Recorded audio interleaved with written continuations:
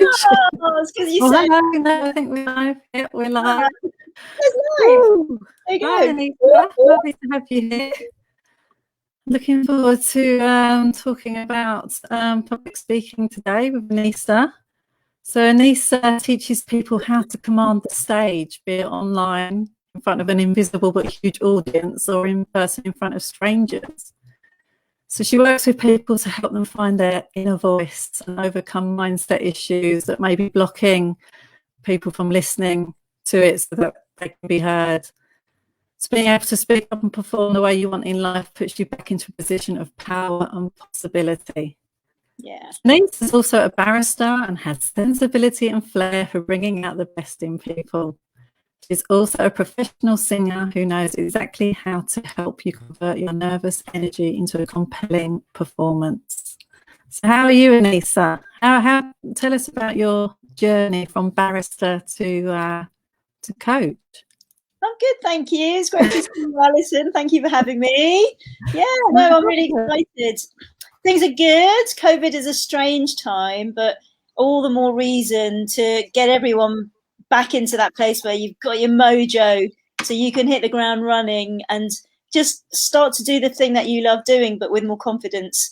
And for some people, that means being able to talk about whatever it is they're offering, whether it's a product or a service, but to be able to talk about it, not just write about it. And that's something that's becoming really apparent with COVID. What I've found is quite a lot of my clients have been experiencing a level of anxiety around reintegration and being able to present themselves. So part of my role has been to reinstill confidence in them.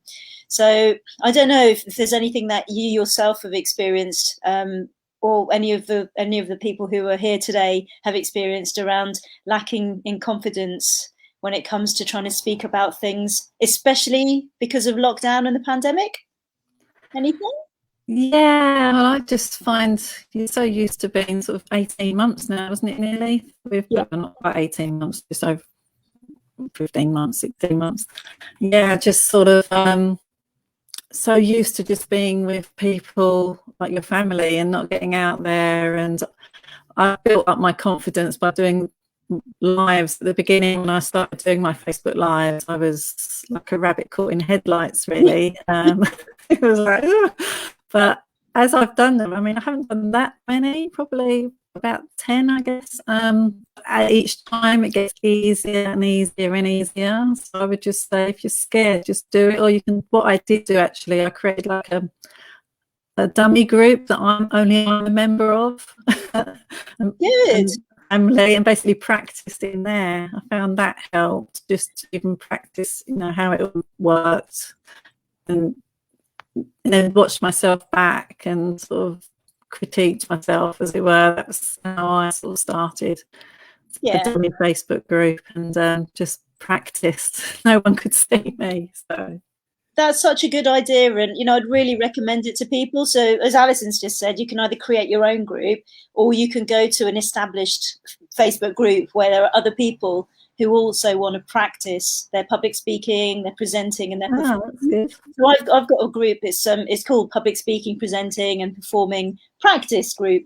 And the idea is you go there, you share some of your ideas or the things that you're finding challenging, and then you practice them. So the sorts of things that clients like to practice are things like maybe their elevator pitch. So if you've got a service or product, you need to be able to say really succinctly and powerfully, this is what I do, without waffling on and on and on.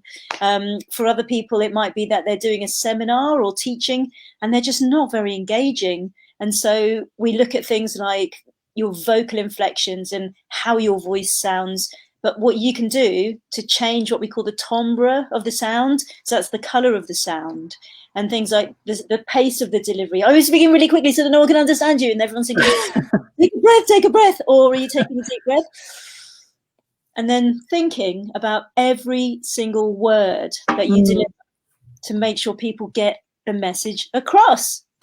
So, I definitely, thinking about what you're saying. Sometimes I do garble, and that's when I'm not thinking about what I'm saying, but when I'm thinking about what I'm going to say next, it naturally slows me down, whereas if I'm not, it becomes verbal diarrhea, really. I mean, the course, I've written a course. It starts on the 7th of July, and it's a 12-week course, and it's very practical.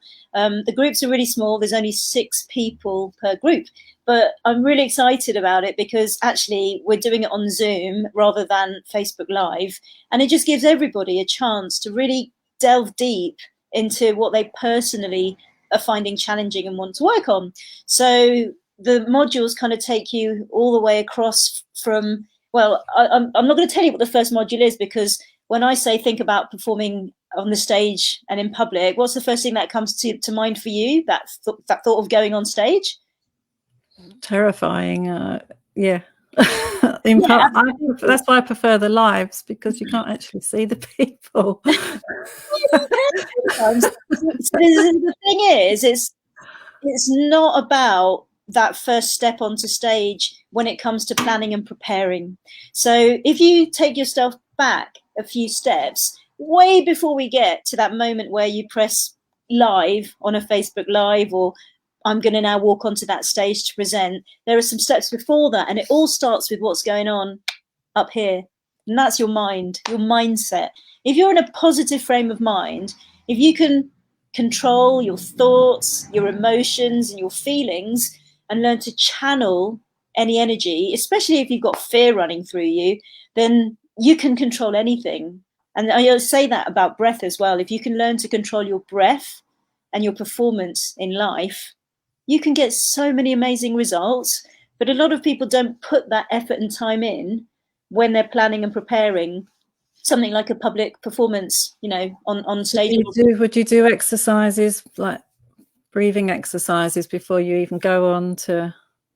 Yeah. So we'll do one right now. Okay. I did this the other day with another group. Okay. So take a big breath in, Alison, and anyone else who's watching. And when you finish taking your breath in, put your hand up. Okay. Ready? 3, 2, 1, go.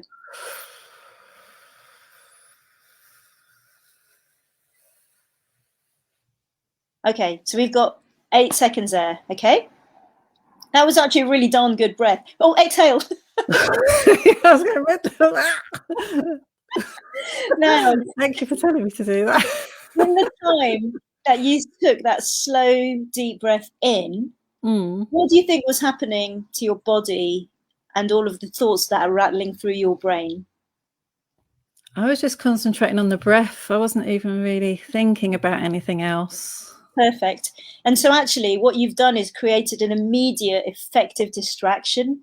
So what can happen is, before you go on stage, before you press go on an Instagram Live or Clubhouse, there's all of this stuff going on in your head. There's commotion. There's this feeling of panic.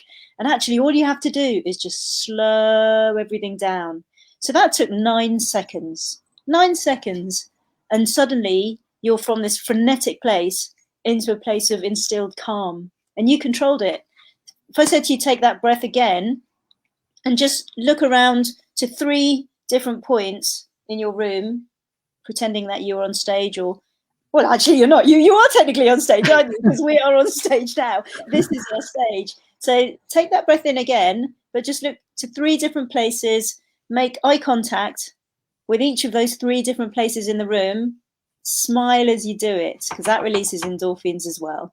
And let's see what happens. Okay, so 3, 2, 1, go.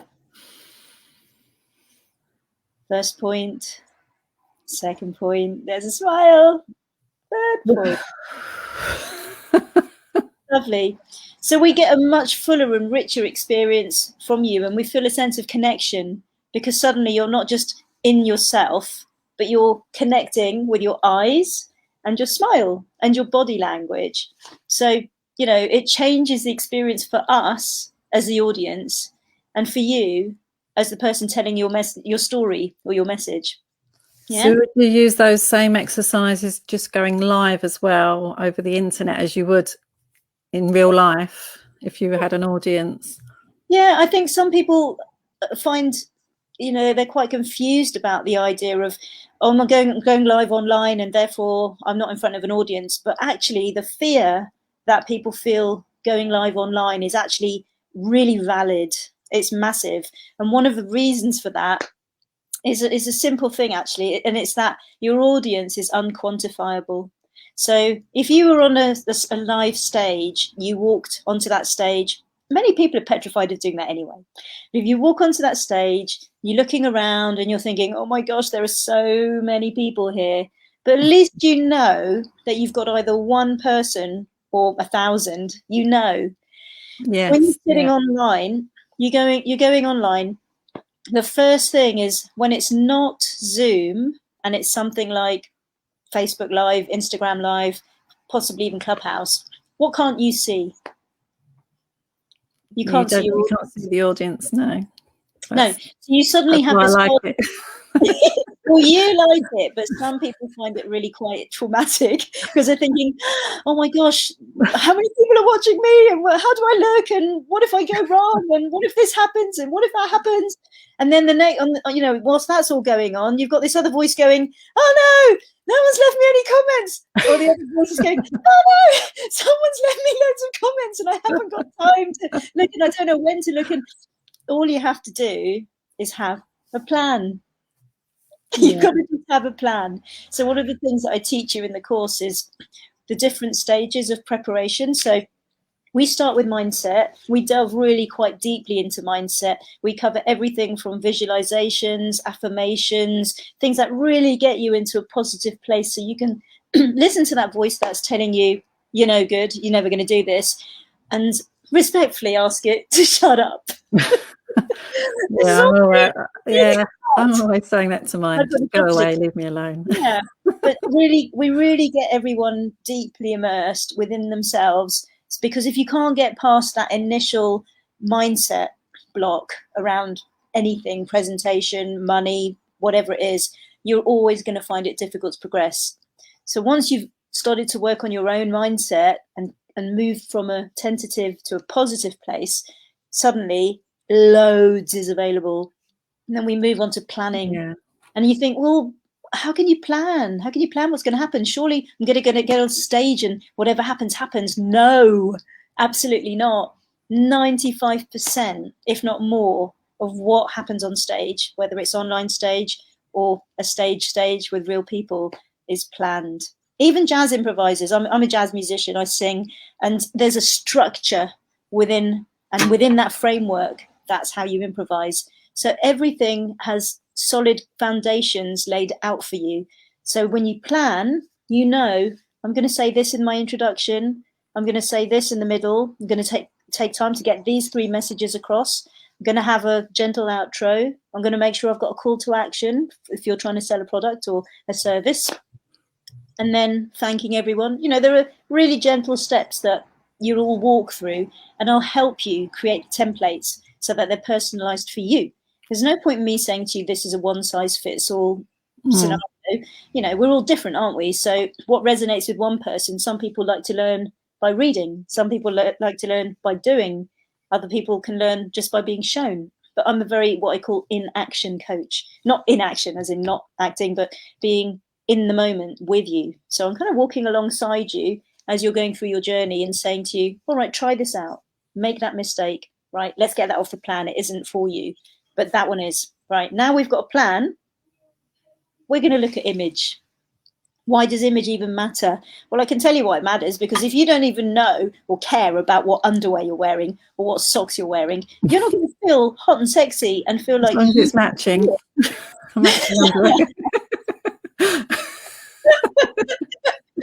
you know, the colours against certain lighting. If you're doing a TED talk, there are certain colours that just don't wash with those backgrounds. If you're doing a talk online and you haven't got a ring light, then you're going to have lots of problems with glare and reflection. As I'm currently... That's what I've got behind me, the window. It's probably not the best backdrop, is it? Yeah, I look a bit of a halo, like I'm an angel. Well, you are an angel, Alex. You know, you said to me earlier, you know, you've frozen, and I was like, oh, which is my better side?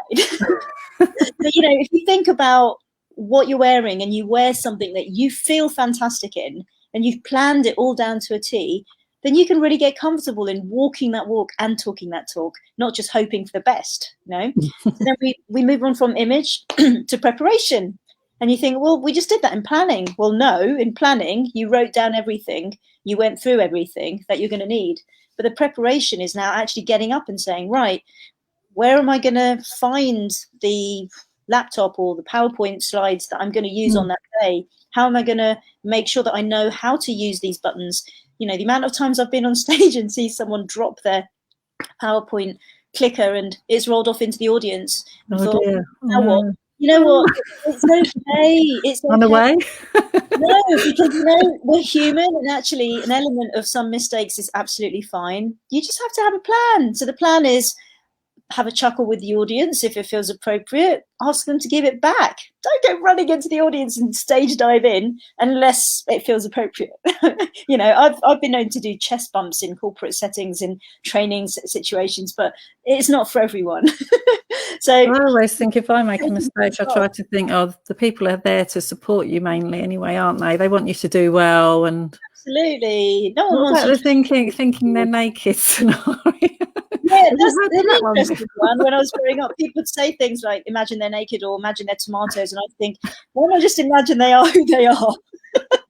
And I never got over that one. But there are different things you can do, you know. But so the thing is, once we've moved on, we've done mindset. Looking at where the camera is. We've done planning, we've done image, we've done preparation. Then we start to move on to performance. And again, the final performance doesn't have to be the one and only time that you do something. So one of the things that we're doing on my course is giving people a chance to practice and perform a lot. So there are definitely going to be performances happening weekly amongst yourselves. And even just to get up and introduce yourself. Hi, my name's Anisa Chowdhury and I'm a voice and performance coach. Even just to do that, for some people, it's quite nerve-wracking. So we just give everyone time to build that confidence. And then eventually there's going to be one performance where everyone will perform within the group and there'll be a Q&A, because a lot of people find Q&As quite daunting. But again, if you have a plan, they don't have to be. And then after the performance, there'll be feedback. So there'll be self-evaluation, there'll be peer evaluation, there'll be the coach's evaluation and audience evaluation from those people as an audience member before you go on and do a bit of adapting, and then a final performance in front of a paying public audience. And you think, well, what's the need for that? Well, because it's good for you to know what it feels like. And those people are not going to be there to see you fail. They're there because they're interested in what you're talking about. They're there because is that in real life, or is that online? Would that be? It will be in online at the very end of the course, but who knows what stage we'll be at with the pandemic at that point. You know, it might be possible to do it live. I mean, I'm doing workshops outside already in groups of 6 because we were allowed 6, and they're live. So if you can get to Brighton and there's appetite for it, why not? You know, it's really easy to organise a safe COVID risk assessed space because I've been doing it for a year. But yeah, I mean, for me, it's all about giving you the chance to hone your craft and your skills and just start to unravel your wings and then really just start to shine and see what you can do, what's possible. So I'm really looking forward to it. And I can't wait to see, you know, what sort of challenges and breakthroughs people start to have. So what would you say about practicing? Would you say practicing is good, or would you prefer it to be more natural? So you say about the planning, and would that link to practicing, or do you think? Yeah, absolutely. I mean, it's a really interesting question. A lot of people I work with do not practice. When I was growing up, I was learning violin. I got to grade 7 and I'd managed to wing it the whole way through until we got this teacher, say we, my twin and I, we got this teacher, and that teacher said, you know what, you two, you are going to have to practice for grade 7. And it was like such a blow of a moment. I was like, oh my gosh, how many hours? I spent hours practicing, but I started to really enjoy it. It's kind of like a meditative, almost, it feels like therapy when you're just running scales all the time and you're really drilling and getting really good at something. So yes, when you say practicing in your head or actually standing up? Yeah, you could choose not to practice, but I would actually encourage you to practice, because learning a good practice routine is as important as getting up and brushing your teeth first thing and last thing at night or making your bed. If you don't find a space in your day to practice, you're shortchanging yourself. And I always think of these things, you know, when you think, why do I want to do a course? Why do I want to spend a few £1,000s or whatever you decide to spend on these courses? No, I'm not going to do that. But do you know what? It's a gift to yourself. So if you've given yourself that gift, you have to ask yourself why you gave it to yourself in the first place. And the reason you gave it to yourself was because you decided on some level that you're worth it and you deserve it. So why not do it fully and go for it and instill a sense of practice? So my job is a bit like the entertainer. It's like, I'm gonna help you enjoy this experience, and it's going to be grueling along the way. But if you follow some of the tips I give you, including around practice, you're much more likely to get a lot more out of it than if you just busk it or wing it from week to week. But the good thing about the course is that there will be one slot every single week where you'll get the chance just to practice. So even if you haven't been practicing in between, you'll have the chance to come and practice. And to be honest, that is far better than not doing any at all. So the main course is going to be delivered on a Wednesday night, but there are exercises as we go along, and you'll have practice sessions throughout the week, and there'll be guest experts as well who'll be there to talk to you about some of the things that make a fantastic speech or mindset, or your chakras, like your throat chakra, and what it is like to do a TED talk, you know, what organizers are actually looking for, you know. So it's one of those courses which is really quite full and very practical. So if you feel like you want to commit to it, then do it. If you're feeling a bit ropey about it, then ring me up and I'll help you work out whether you should do it. But I just think so many people are scared of public speaking or presenting, and with a little bit of work, just 3 months of your time, that's 12 weeks, 12 sessions, your life can change, because the confidence you build from doing that course isn't just going to hold you in good stead on the course, it's also going to hold you in good stead in everyday life, because you're going to have more confidence. So hopefully you'll be going for more business opportunities. And with that, who knows, your sales will rocket. I've seen it happen. I've worked with people in the corporate sector, and that's why they call people like me in, to help them to get from where they are now to skyrocket. So do it. I think it's no, definitely, because I think I've got more into speaking since I set up the membership that I have. Talking sort of a couple of times a month online has definitely given me the confidence, but I know there's still things that I need to work on, like the inflections in my voice. My voice is very like, and I can imagine people will start yawning, or I can send people off to sleep quite easily. Well, you're not that bad. So always have room for improvement, all of us. Myself, I'm always looking to grow my skills and then pass on that wisdom. But in the end, if you know that you've got limitations or there's something that you could improve for yourself, as an adult, it's so easy to let yourself off the hook, isn't it? As kids, we have to go to school, and it's kind of, your choice isn't there in quite the same way. But as adults, we have a lot of choice, and many of us choose not to do the things that are going to help develop our practice. You know, there are CPD, continued professional development courses, and all sorts of things that you could do. You think, nah, I'm just going to have a bath or go out or something else instead. And you know what? That little anxiety, that voice in your head that's saying, I don't feel confident, is always going to be there. So you have a choice. You can either do something about it and change your life potentially in 12 weeks, 12 sessions if you think of it that way, or you can just carry on with the same old story going on, which is, I'm not good enough, I'm scared, how am I ever going to manage this? Because you just didn't take stock and time to create. I mean, I was like that before. I would definitely, like, you know, I've been working online since 2010, and it's only 11 years later that I've actually gone live. But I just thought, I just got to do it. There's other people out there doing it. I just need to do it. You know, I should be falling behind. I need to just do it and learn as I go. So you've got so much skill and so much to share. I mean, all we have to do is go and look at your website. It looks fantastic. All we have to do is spend a bit of time with you, and you're there. You're committed to us, and you know, and that's where it starts. So now, gently, you've moved on to doing lives, and and each time I get more confident, like doing interviews, like I'm doing now with you.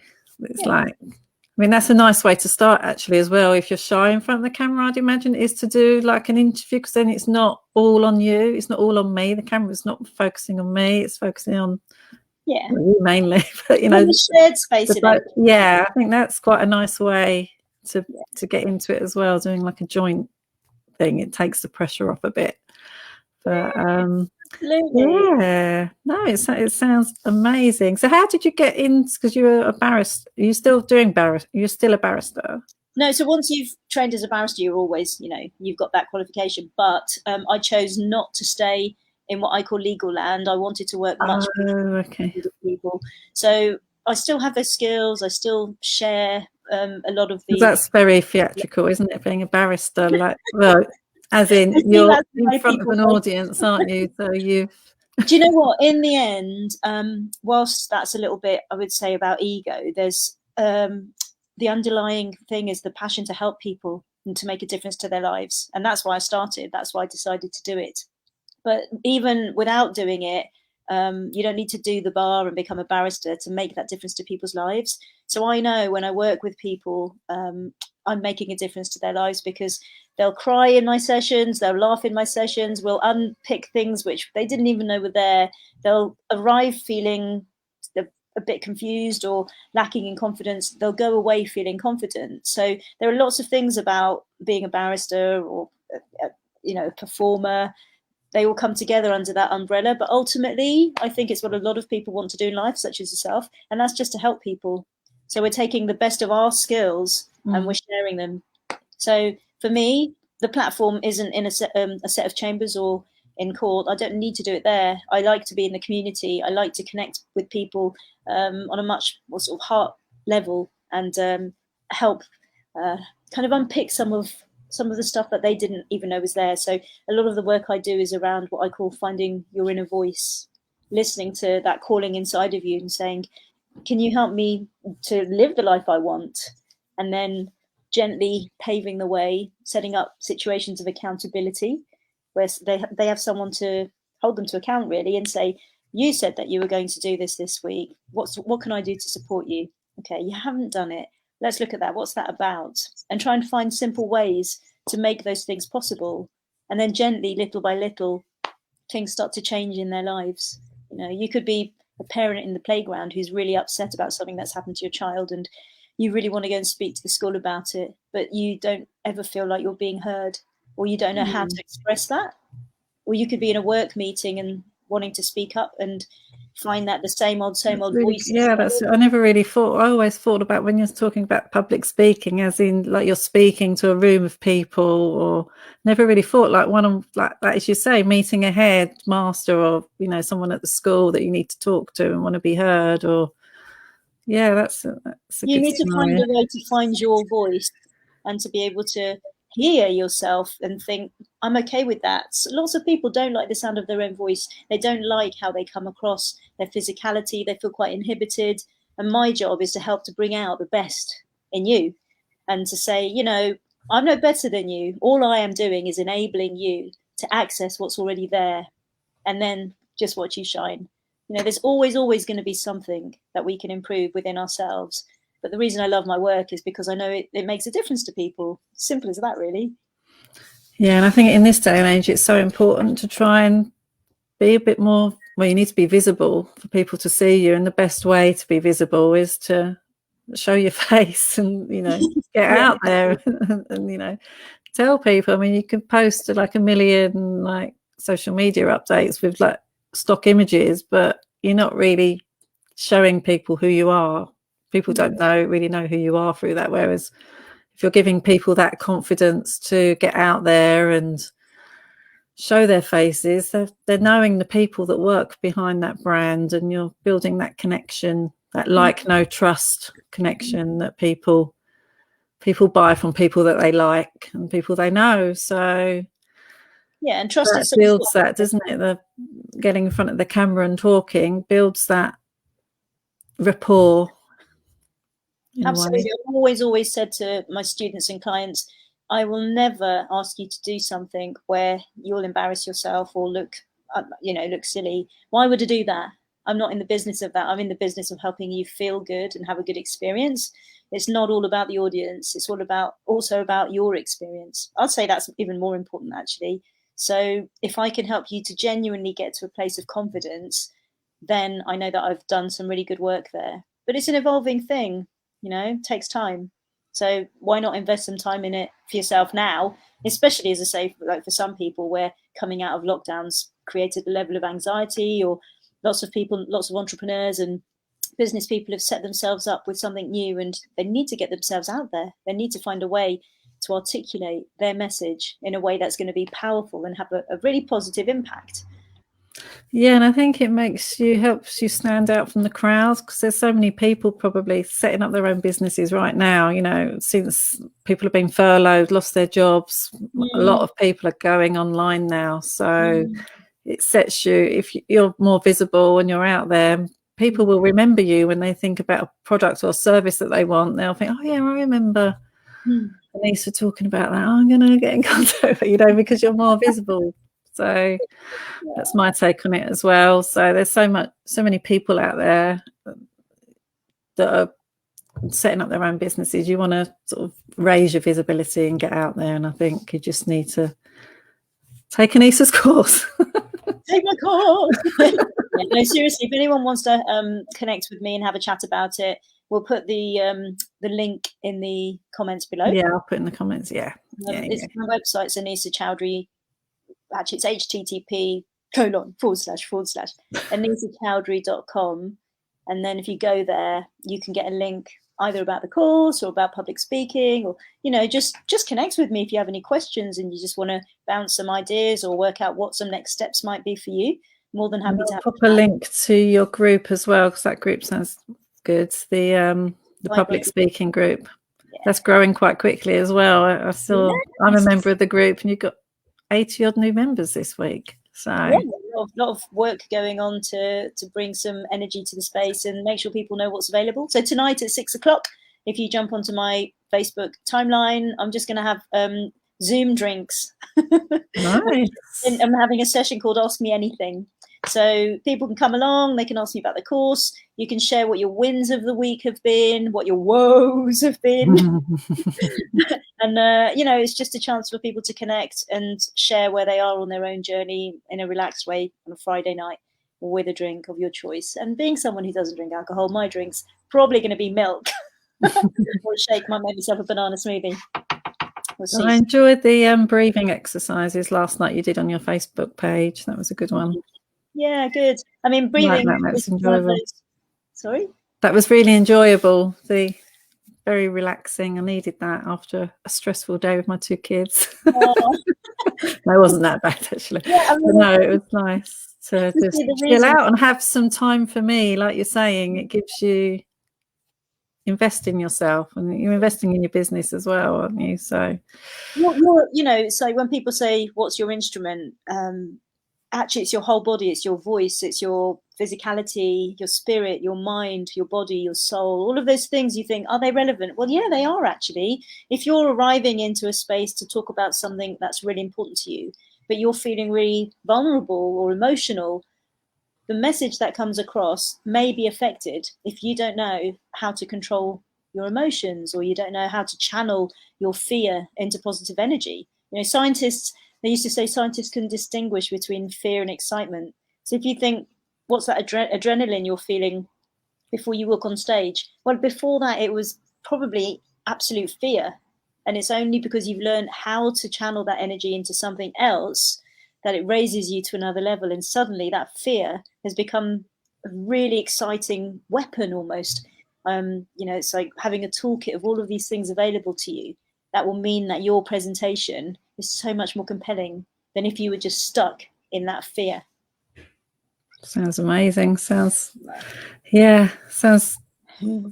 cool. I need to talk to you about it behind the scenes. Yeah. You know what? I mean, you can't force someone to do something. I'm not talking about you. I'm just saying in general, you can't force someone to do something they don't want to do. For many years, I resisted letting myself be who I was and giving myself the gifts of education or experiences that I really wanted and needed.